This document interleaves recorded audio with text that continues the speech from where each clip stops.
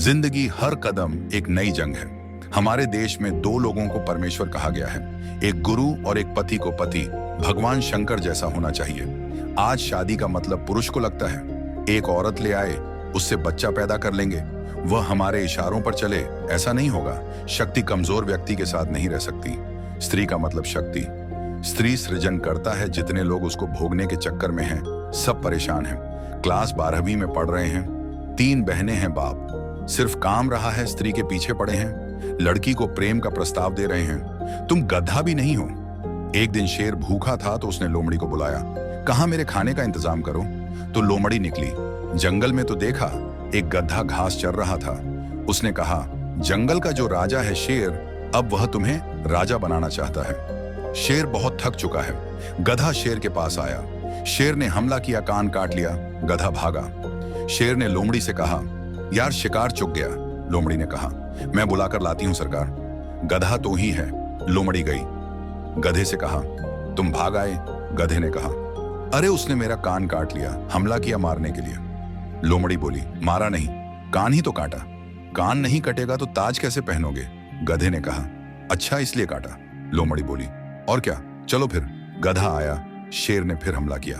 अब की बार पूंछ कट गई। गधा फिर भागा। फिर शेर ने कहा, लोमड़ी से यार ये बार बार बच जा रहा है। लोमड़ी बोली, मैं ला रही हूं। लोमड़ी फिर गई। गधा बोला, इस बार पूंछ कट गई। लोमड़ी बोली, पूंछ नहीं कटेगी तो सिंहासन पर बैठोगे कैसे गधा? कहा, अच्छा इसलिए गधा फिर आया।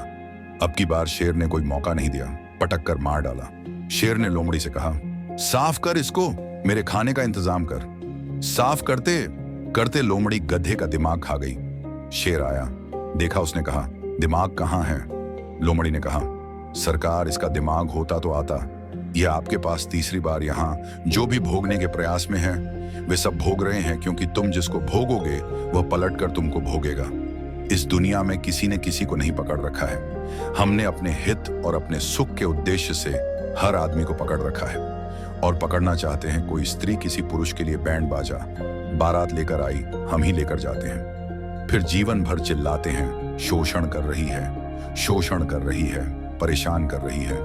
बीवियां बहुत परेशान करती हैं। तुम ही तो गए थे 100 लोगों को बारात लेकर। उसको लगा बहुत पावरफुल आदमी है, 100 लोग इसके साथ चलते हैं। तब तलवार बांधे थे, घोड़े पर बैठे थे। कुछ लोग हाथी में बैठ जाते हैं, मुकुट लगाए थे, फिर राजा बने हुए थे। फिर राजा बनने के बाद वह जब तुम्हारे घर आई तो लुंगी पहनकर भीख मंगो वाला हाल दिखा रहे हो। खैनी बना रहे हो तो कुटेगी नहीं। भगवान और स्त्री शक्ति के साथ ही रहते हैं, कमजोर और भीख मंगों के साथ नहीं रहते हैं।